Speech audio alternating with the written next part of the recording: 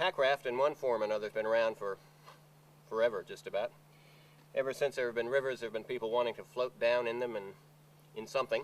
I use a 4-piece carbon fiber paddle that weighs, I think, just under a kilogram. This baby here weighs 2-point-something kilograms.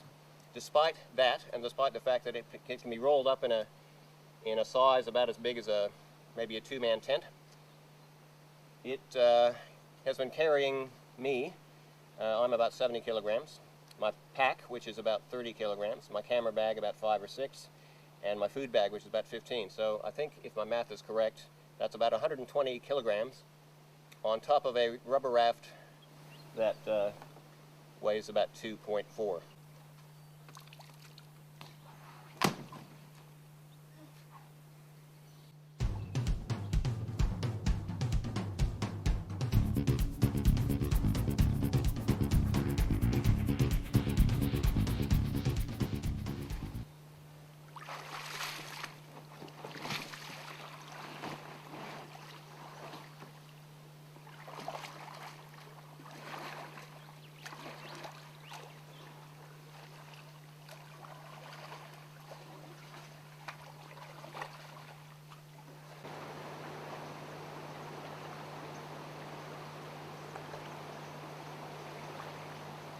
It's day 5 now of the May 2010 Kimberley expedition in Western Australia.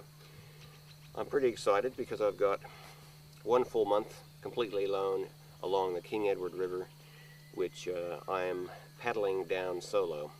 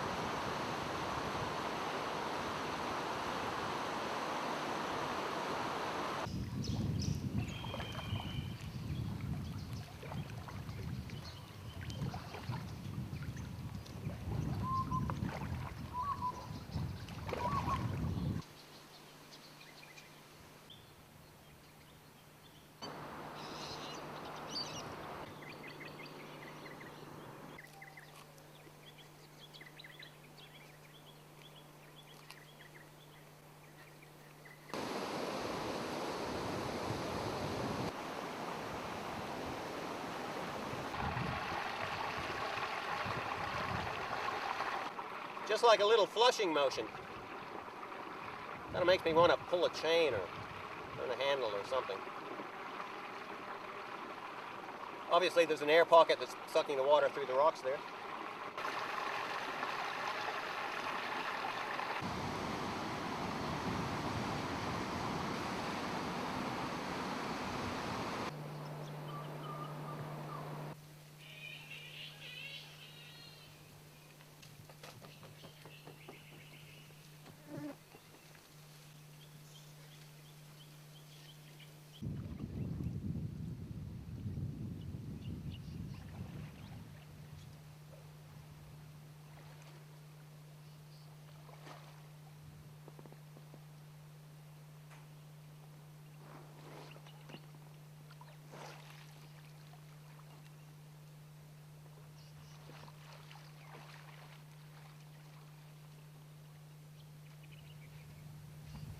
Just like Gilligan's Island.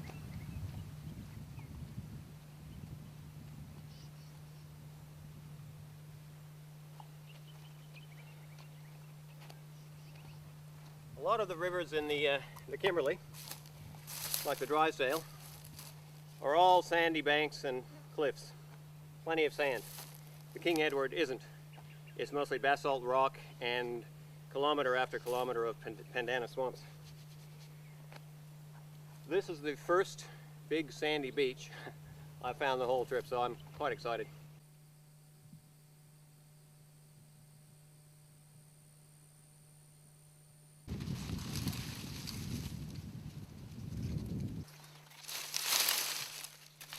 Old pandanus leaves.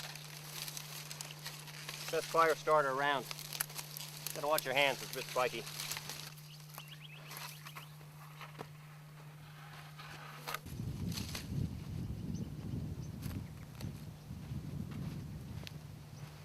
Are you ready for your close-up, Mr. Casey? I'm one of the worst fishermen in the world, but I find the sooty grunter are one of my favorites because they're very cooperative. Any lure that you put in the water, they will grab it straight away because they're very territorial and they don't like things invading their little space. Sometimes they'll even nip you in the leg if you're out there swimming as well, just to let you know that they're the boss. But today, I think I'm going to put them in my stomach, and that makes me the boss.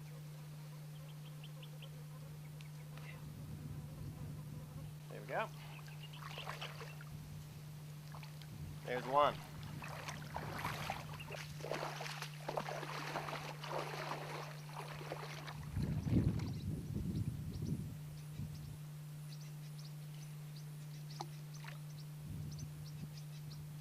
Now we're in business. Now they're happy. Come on now. Oh yeah. Oh, look at the size of that one. Yeah. Oh, we're gonna have some lunch today. Now that is a pretty healthy sooty grunter. That's a pretty healthy sized sooty grunter there. That is a nice fish. Man, isn't he attractive? He's much better looking than I am in so many ways. That is a lovely fish. Oh, I'm getting happy now. Well, I didn't do too bad. I ended up with 1, 2, 3, 4 of the things. And that's a pretty good lunch, especially this big guy on the end. Oh, he's going to be nice. Very nice. You can see the ones that have been out the longest because they're a lot darker in color. That's why they call them sooty grunters. Lunchtime.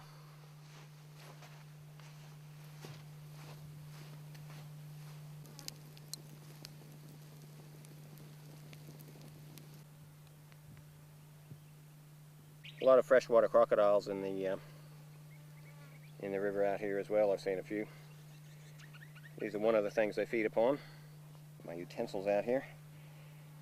A spork, spoon, fork, and knife in one. So they claim. Don't know if you'd be cutting any T-bones with that knife there, but I brought my own. Now, essentially, you just want to lift the lift the blackened skin off the spine there. The flies seem to like it as well, so you have to hurry. Oh yeah, it's hot still. Whew. I'm gonna have to leave it for a minute. No, I'm too hungry. Muy caliente. ¿Qué pasa, hombre? It's a hot fish. Too hot. Yum. One of the easiest fish to catch in the Kimberley, and one of the tastiest.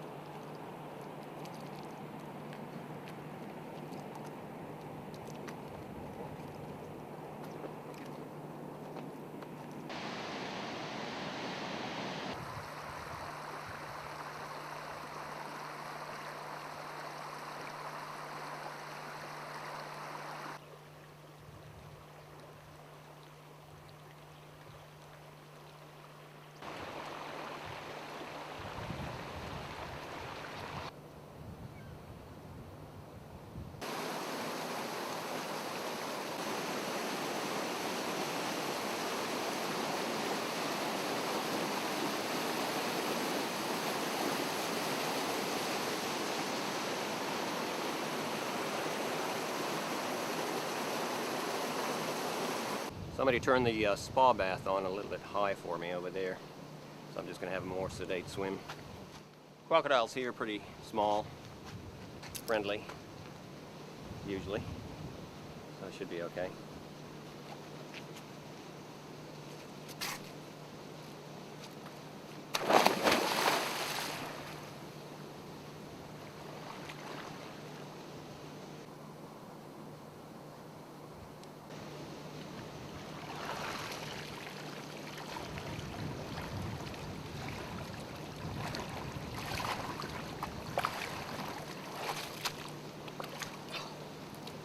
Naturally, if you're going to wash yourself, you might as well do some laundry at the same time.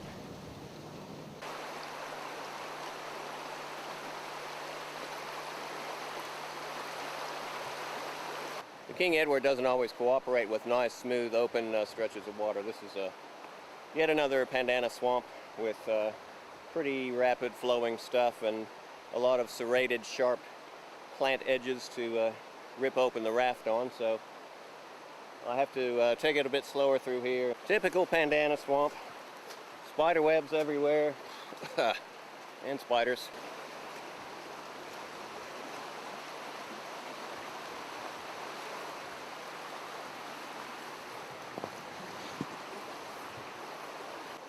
Lots and lots of hidden rocks and holes and things you can trip into and trip over.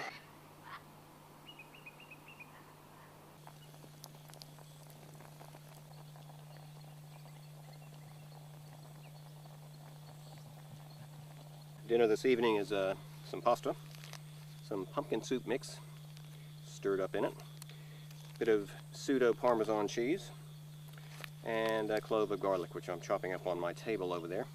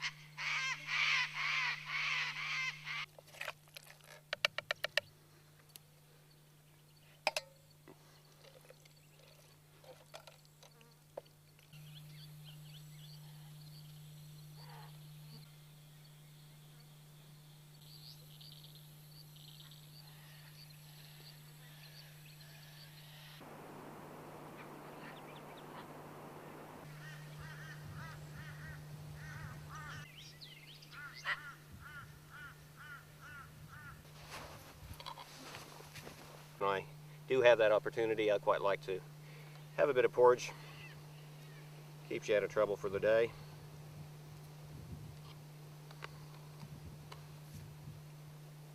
It's also a nice change from dried fruit and nuts, and more nuts, and a little bit more dried fruit, followed by some trail mix, which consists of dried fruit and nuts. You see a lot of these television shows where people are jumping out of perfectly good airplanes, helicopters, and boats, or they're running down a scree slope, or eating some sheep's or camel's innards or something, and they're purportedly teaching you how to survive. Well, if you actually want to survive, the best thing to do is not eat the gizzards of a sheep and stay in the airplane until it lands.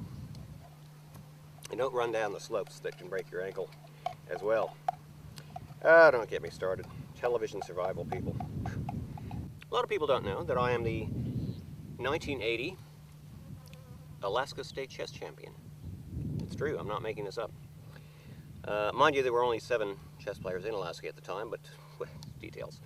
I did actually beat the top grandmaster in Australia once, which was pretty good. Total fluke, but I'll take the win. I had a sip of beer when I was 17, my first and last. Never do that again. An acquired taste, obviously. I didn't take the time to acquire it. My father put a cigarette in my mouth when I was 5 years old and said, "Here, try this, son." And naturally, with the unfortunate results that I spent the next 20 minutes coughing, that cured me of any desire to ever smoke again. So that was a pretty effective but politically incorrect method of teaching me not to smoke.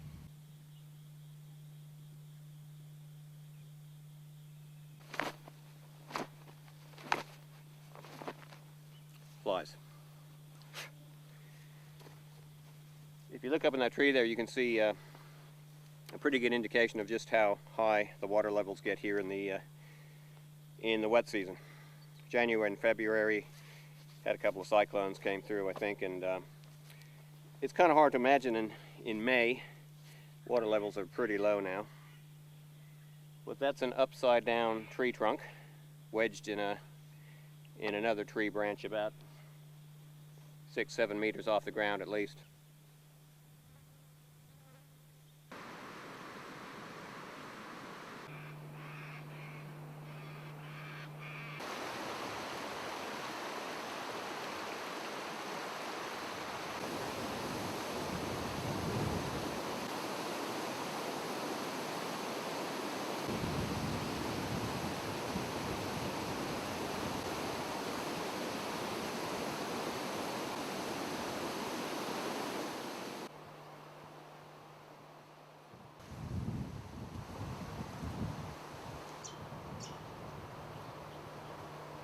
The other thing I like about these pandanus swamps is the local wildlife that you have to shoo out of the way before you can make a bit of space for yourself and your raft to get through there.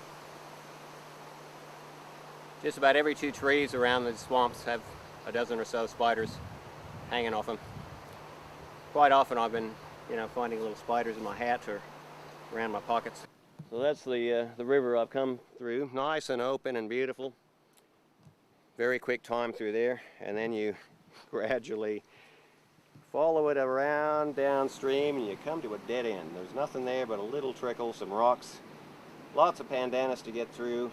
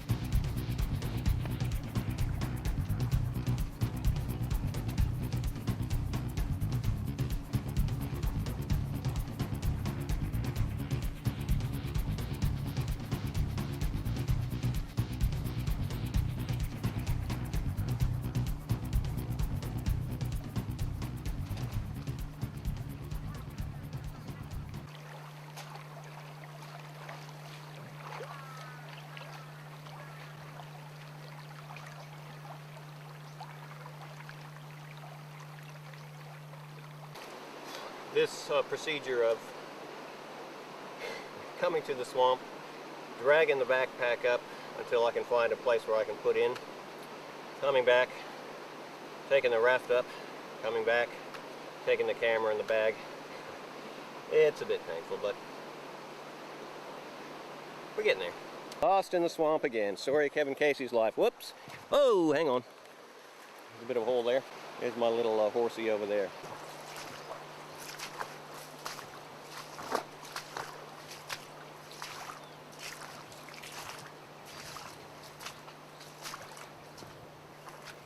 Now, of course, once you actually, oops, sorry, I think I'm a bit close to my head here. Remember in Tootsie when they said, can we pull back to make her look more attractive? And the guy says, how far back do you want to go? And he says, how about Cleveland? It's a bit like that with me sometimes, especially early in the morning. All right.